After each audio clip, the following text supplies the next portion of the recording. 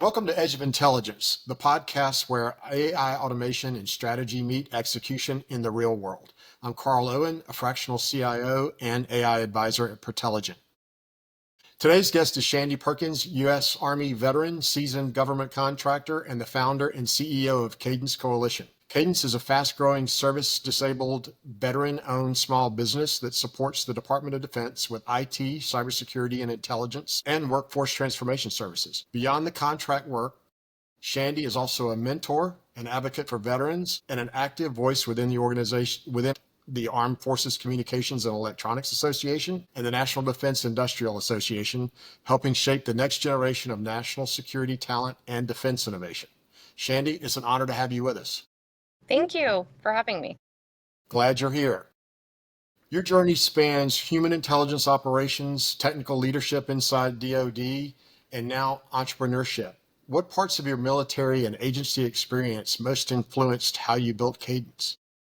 Yeah. So I joined when I was 17, and I've been in supporting the DoD ever since. I absolutely love it. So really, the having a mission that was a lot larger than myself, coming from where I came from, there was really not a lot of opportunity, and so I just respect the brothers and sisters in arms that obviously chose to honor our country, and really it has changed my life. I was able to get a facility clearance through me being cleared, also doing great things, and obviously working with professionals from intelligence and technology. And so I've been able to support every type of role, and really what helped me build Cadence is the good and bad of experiencing government contracting. Unfortunately, our industry, there's a lot of great people, but I do believe that we could do better with retaining talent in the DoD space and really just supporting the federal space altogether. There's just so much competition out there. So I wanted to create Cadence where it was a great culture. I do believe you could have fun in the government contracting space, but also that we could be very focused on technology, bringing AI and automation into what we do from a services standpoint, as well as building, now we've built a software as a service as well. It's very exciting, and that's kind of what got me to be passionate and also have a great culture with our company. Awesome. Well, Cadence Coalition isn't just another federal contractor. You've woven soft skills and purpose into your operating model. What motivated that, and how does it show up day to day?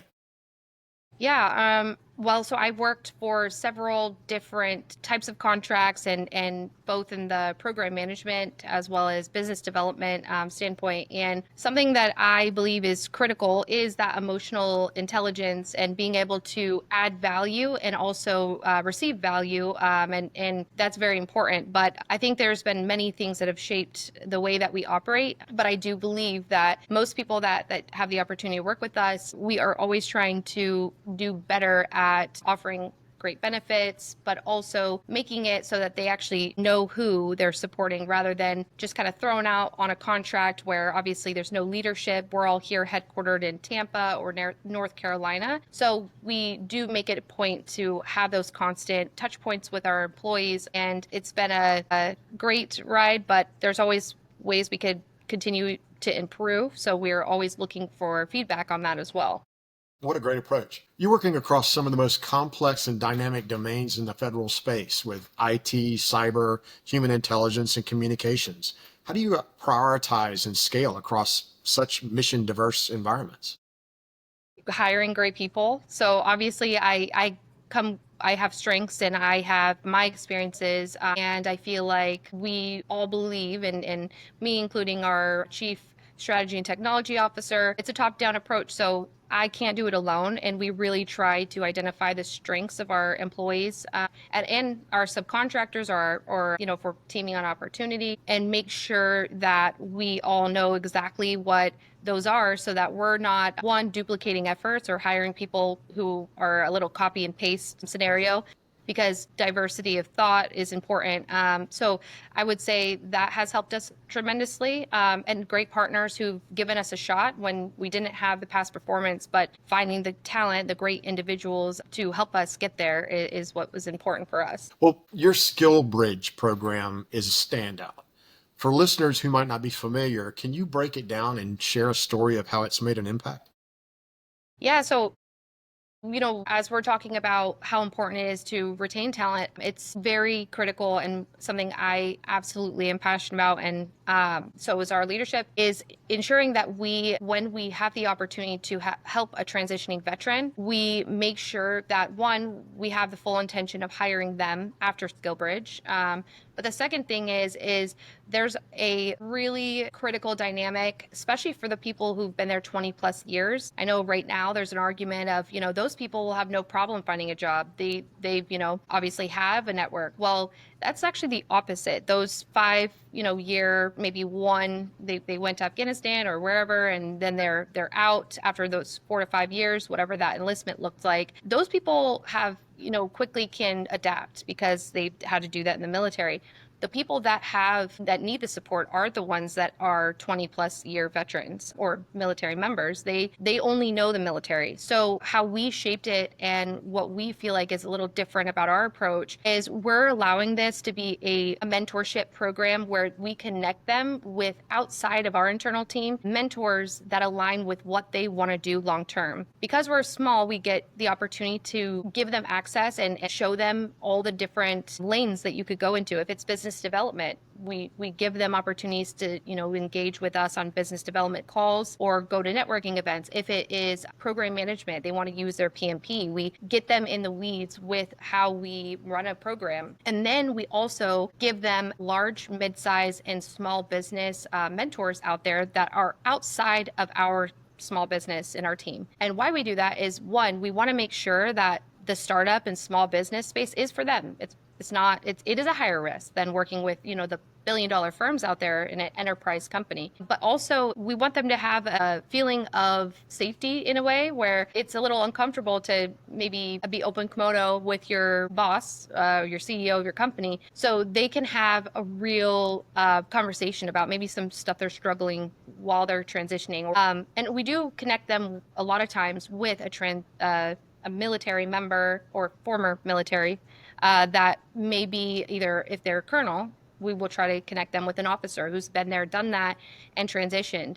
And so they really get that full 360 about what it is. And then by the end of SkillBridge, the intention is that they know exactly what path they want to go.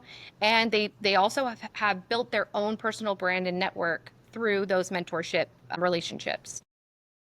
What a unique environment you have established. What's been your proudest moment, either in terms of mission delivery or veteran reintegration? Through SkillBridge or just the company as a whole? Let's do the company as a whole.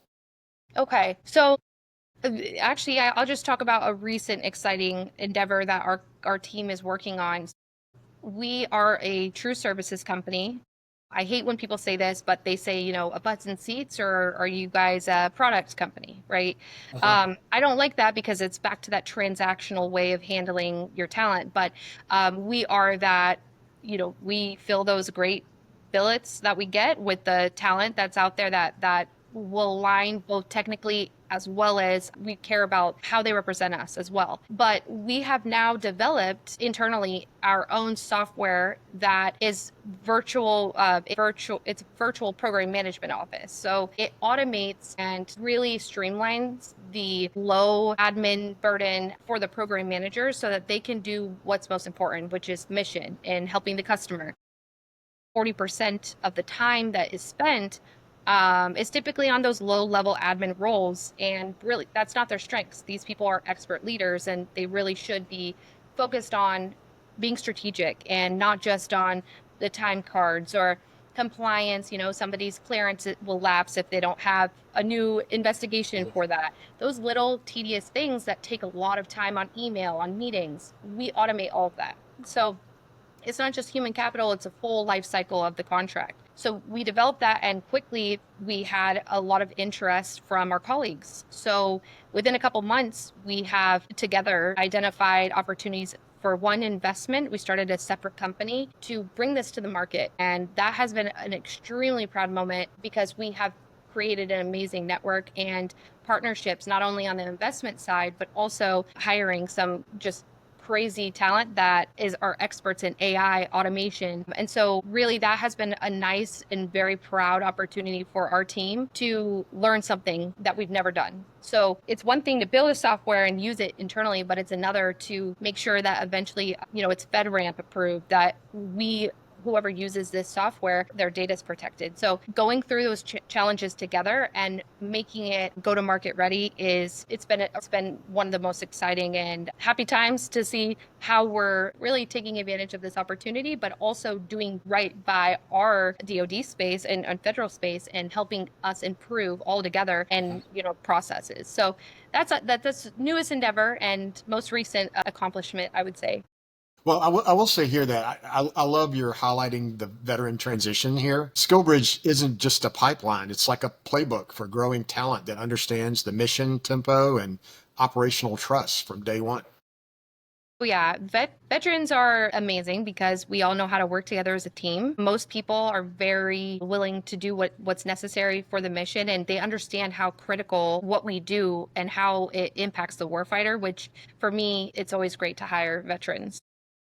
Absolutely. Well, you operate in high stakes secure environments. How automated are your workflows today, whether for, task tracking, compliance, or internal operations?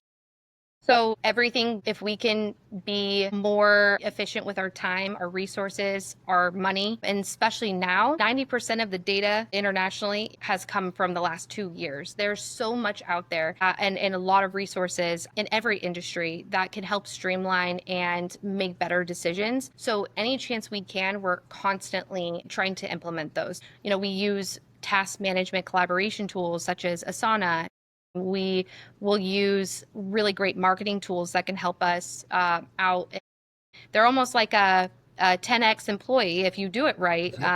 And so we do that. We have an AI software as a service that we use to help streamline our proposal writing, as well as utilizing and having a library of our past proposals to easily access using AI. So it's not necessarily taking a position away where, you are scared AI is going to take their jobs. No, it just makes them, it's like their own personal assistant or executive assistant that just makes them more efficient. So I am big on that. And that's what our software that we built does. It automates those very small, tedious tasks to make them better at their job, essentially. But also, having all this data in dashboards matters. It makes you make better business decisions and team decisions. You don't have to go search all those Excel spreadsheets that are disconnected systems that you use. So we're big on it, and I think it's catching wind, especially with the executive orders, really wanting to streamline and throw AI into the mix. So I'm happy to see that. And I think a lot of other companies are following suit as well. Yeah, I absolutely agree with that. So have you explored other AI tools yet? Like, things like RPA for onboarding or dashboards that help you predict Yeah, staffing gaps? absolutely. Yep. So another thing with our software is it's program based, right? So every program has its own onboarding requirements. It has its own clearance requirements. So we have very easy onboarding features, but not to mention also hiring. Even when you have a program manager and then they also have 3 vacancies, maybe 2 of them are not their most critical roles. And they're now everyone else on the team, maybe let's just say at the innovation lab, maybe they've had high attrition. So if it's important to know to prioritize that role so that everyone has less workload. These decisions are easy to make when you have that data. And obviously, we're trying to make a profit. So it can show you maybe which one has a higher profit margin, for example. So we do onboarding through there, and it's easy because you see the checklist and you know exactly where you're at. And it's just full transparency. Plus, the individual onboarding knows exactly where to go to find that. Especially since we have internal HR teams, each of us, but a program also has their folks that the checks and balances for HR to onboard and get them access to wherever they're working. So it's been nice for us to build something that's really customized for that federal environment. Well, you mentioned a second ago Asana. So Asana and Monday.com, do you see an Mhm. opportunity to evolve those workflows with embedded analytics and even Yeah, predictive alerts and things like that? Absolutely. I mean, there's a lot already that if the one thing is that it's not the most intuitive to create triggers and automated workflows. It's easy if you have a tech background, but I think there's a lot of opportunity in ways in which they can make it a little bit more user friendly for the not so tech savvy of us. But I mean, if you know how to create forms and triggers and those workflows, you could save so much time. Even push notifications for when one step is completed to move on to the next, and just all kinds of tricks that we've leveraged with Asana. So yeah, I definitely think, and if you do it right, there's also some really nice dashboards that you can create through Asana currently. But of course, just like every software, there's ways to improve that as well. Well, what's the biggest barrier to scaling automation internally? A lot of people have challenges with data. So is it data hygiene, tool integration, or just having the right internal champions? I would say so, those little things like that you were talking about data hygiene. If you don't have consistency around how you're storing your data in your database, for example, that could really jack up your model or whatever, your dashboard. But I wouldn't say that's actually easy fix. I would say the biggest is really the risk. If you're not storing your data and the encryption that's required for CUI and PII, it's really about the security internal processes that you have, because somebody might accidentally, or we, unfortunately, I have people that will unintentionally send CUI, not from our internal team because we educate, but they're just unknowingly would send a document and it does have CUI on it. And we have a CUI stored in transmission tool that we obviously leverage for that. So it's more about, I think, the internal training, and not only internal, but also externally, to make sure that your partners or your customers really know what's going to protect their data, because you're really trying to protect theirs. So I would say that's like the biggest challenge that I see, is people putting themselves at risk if not, being cognizant of that where their data is going and how they're storing it. Well, as the demand grows across federal contracts, are there any compliance or security workflows that feel like ideal candidates for intelligent automation? Yeah, so there's so much going on with CMMC and all, even how your workflows and how everything ties together and where those compliance gaps are. So, we all have to record our own cyber hygiene with the CPRS, but there's also a really great software that we're using to help us with our gap analysis, and it just gives you constant feedback on where you're at. So if you're including a new software into the mix, then it'll show you what gaps or concerns are there. But it's Vanta, and it's not really focused exclusively on the DoD space, but I do see them being a big player, and they do have a lot of features that can give you a holistic view of how your network and software are operating. And it's very thorough and deep. So it kind of gives you a leg up when you're getting ready to go through the CMMC 2.0 and certifying. So I would say they're looking really good as a player out there. There's a lot of others as well, but that's just who we chose. And we did demo quite a bit of other competitors, but I think we'll see that more players are going to be coming into the mix. Well, you guys have scaled so quickly. Where have you felt the most tech debt? Is it in compliance reporting, workflow patterns, disjointed vendor tools, Where's our biggest, you're thinking like area of opportunity to, or just the tech debt that you've amassed at this point? Yeah, opportunity. okay, so obviously there is so much out there with open source code, and you can find virtually anything on Reddit even, or ChatGPT. There's so much. So that's great, but there also leaves gaps in that. You can't just, you have to do your due diligence with your documentation, and validating, and your DevSecOps is critical. And I do think that for us, obviously building an MVP, you're going to have some of those. And so for me, it's the documentation piece, I would say, is challenging to get everyone to kind of have that same standard. So I think that is something to keep in mind, and just something that we're constantly looking at. But there's always areas of opportunity, and as long as, and we try to do this, but quarterly, we're creating a more detailed quality control plan, where it's anybody who sees a risk, even if it's the smallest risk. If onboarding was delayed, we have folks that are in Europe. we ran into an issue we never ran into before with the visa requirements. So when there's a little tiniest detail like that, it's easy for that person to keep it in their head, but we can't do that. We have to document that so that in our quarterly quality control meeting, we can have the data, and now we know because it's recorded so that in the future, we don't make that same mistake. So I think that back to the documentation piece, even your internal SOPs, it's critical to document where those fail points are. So as a small company, we're constantly trying to improve, and we're always open to suggestions. And then we're trying to actually have it documented, and then having the dashboards that allow us to see the comparison. And it also shows you where you've developed and scaled in, future. Well, in cleared work, governance and audit readiness can be the bottleneck. What systems or safeguards do you guys rely on to stay ahead of that?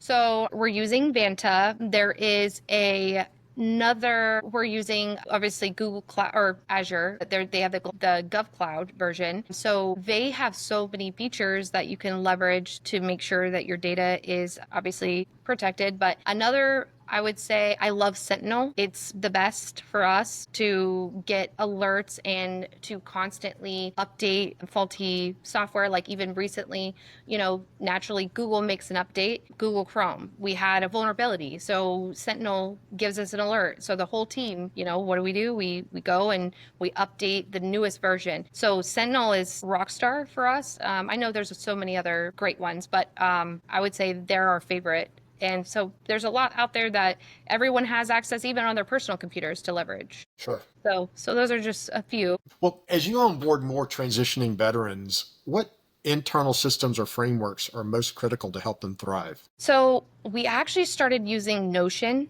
another great new player out there that is, it's almost like, I don't want to compare because they all have their nuances or differentiators, but we have started using Notion to build a more detailed training plan. So it's not, it's not like death by PowerPoint or anything. It's interactive. You can check your status. You can change your status. You can request if you're stuck on something. So then on top of that, it is really customizable, and you can add videos on there.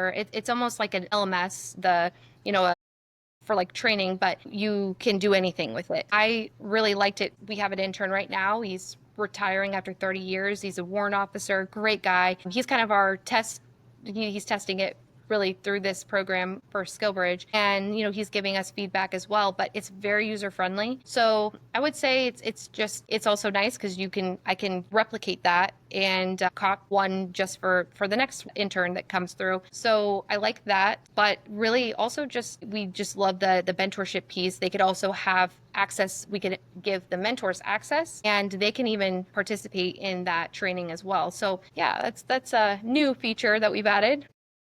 Well, as a fractional CIO, I always have to ask this question, but where do you see the greatest need for strategic IT support? Is it modernization efforts? Is it compliance? Is it readiness? Is it scaling for operational delivery, or any of it?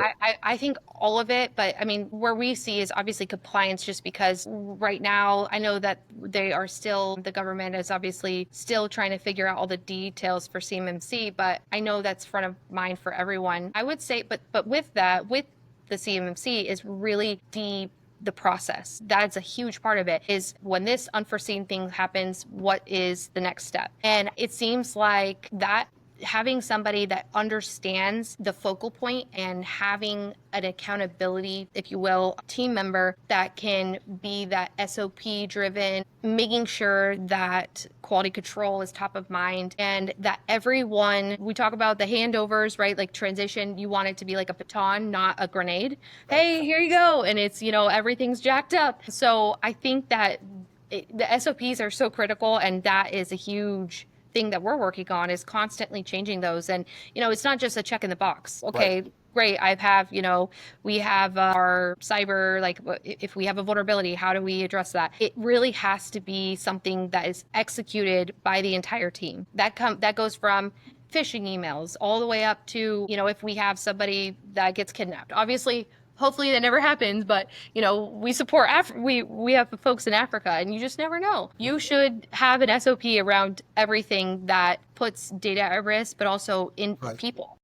Right. and our how we address that. So I think process is really what makes all this go round.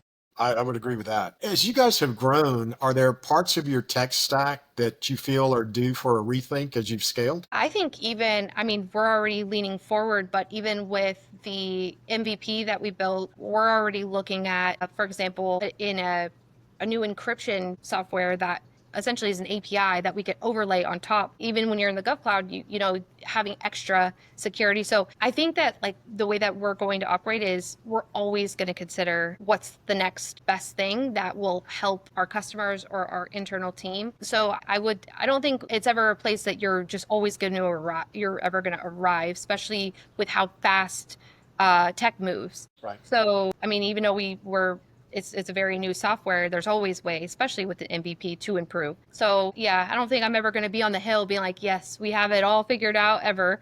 Um, maybe some people out there, maybe Google or Tesla, I don't know. You never know. Um, you've just announced Coalition 360, an enterprise resource planning, human capital management suite purpose built for cleared government contracting teams. What gap is this solving, and what's your long-term vision for it? Yeah, so earlier, we talked about well, let's just say that right now, and historically, there's about a $700 billion spend on government contracts, right?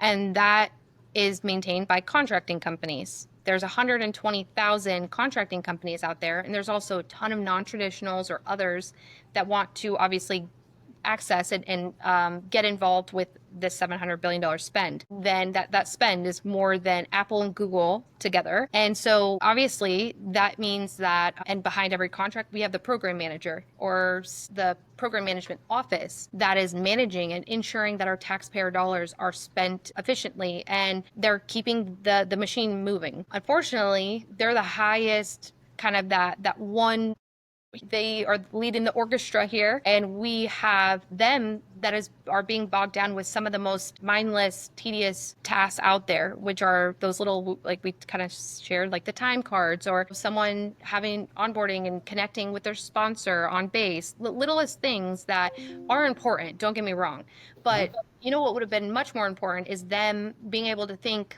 like we're talking about, what future state looks like for whatever service or product that they're offering to the government, engaging with the customer, making sure that everybody is working well and being able to improve. It's hard to do that if they're stuck on their email 2 days out of their week, which it's about 40% of their time is spent there. So what it does is it solves all those, and everything from onboarding personnel to the compliance management of your individuals, making sure they're doing their annual training, all of that, but all the way through the purchase order and where your burn and what your spend looks like, and then all the way down to managing your subcontractors and getting assessments culture assessments from your teams, and then having predictive analysis on high attrition teams that we, from the data, anticipate there to be some challenges and why that is and how they can fix those things. So it takes about 90% of those low level tasks and simplifies them and does it for them.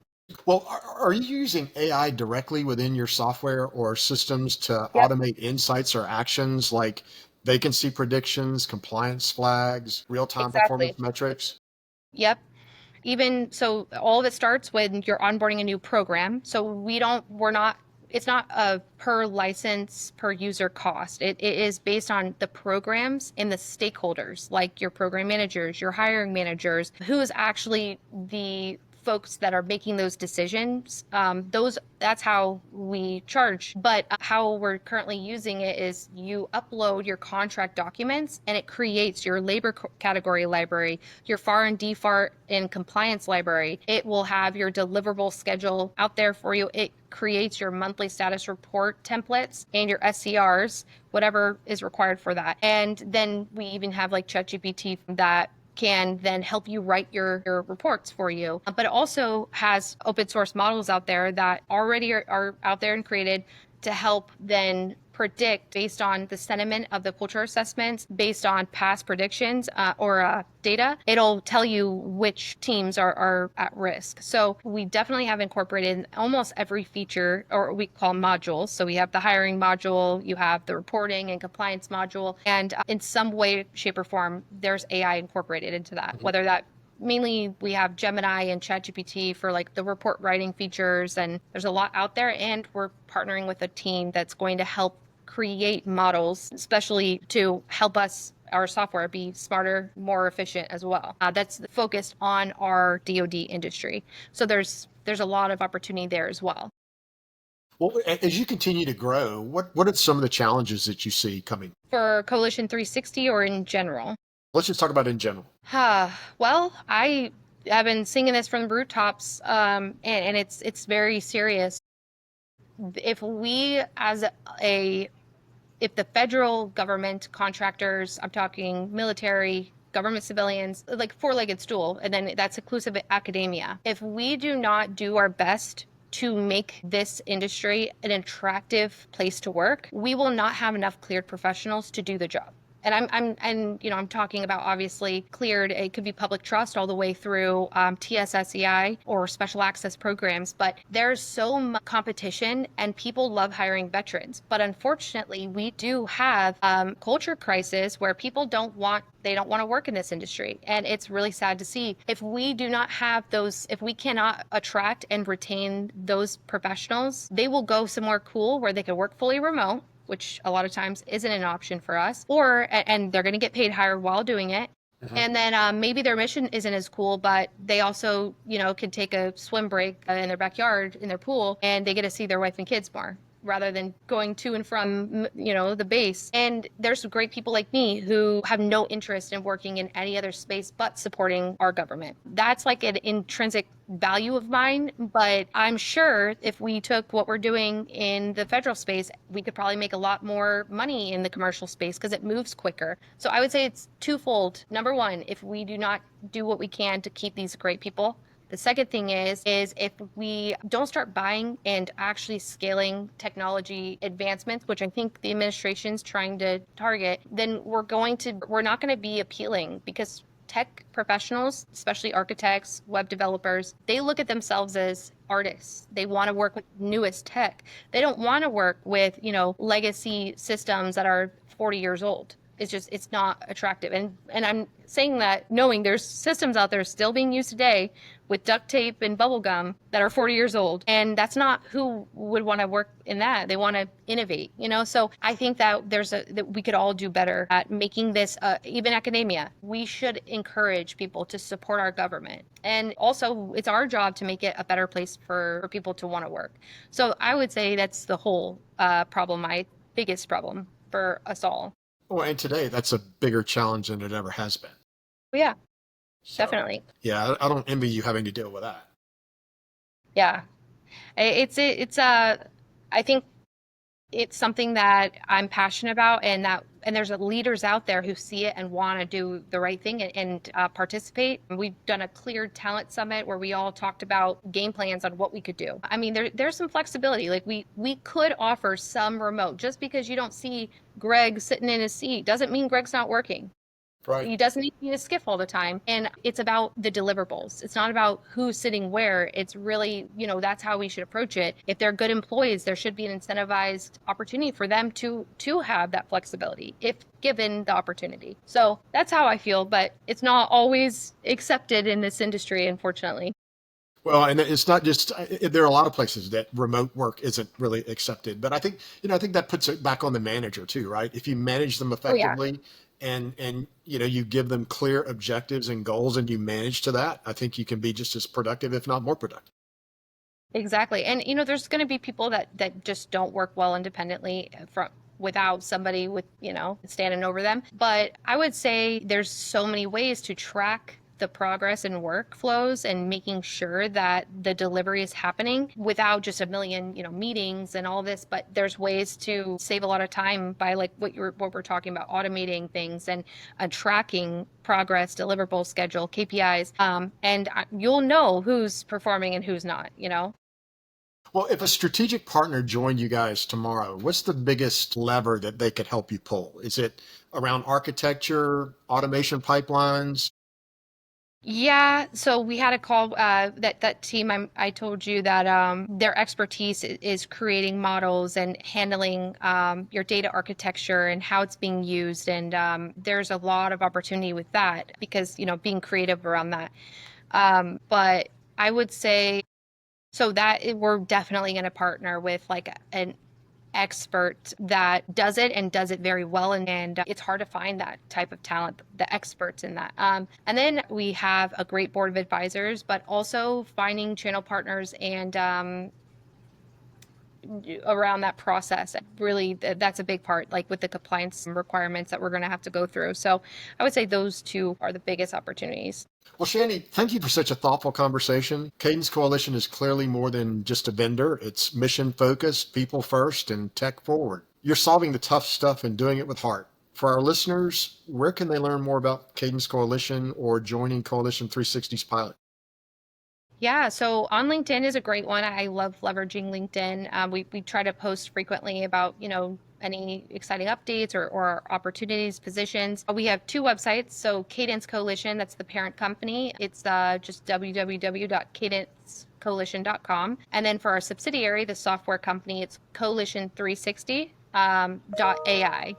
So people can go to either or to kind of get an update on what we have going on. Any of our leaders, we tried our best to respond to people who are, ask questions about the transition. We also have our CTO who offers a mentorship program as well for career development. So please look us up and ask more about the company if you're interested. Perfect. Well, thanks to everyone for tuning in. If you're inspired to automate compliance, streamline GovCon, or scale mission impact, let's connect at Pertelligent.com or on LinkedIn. Until next time, ask better questions, build smarter systems, and stay on the edge of intelligence.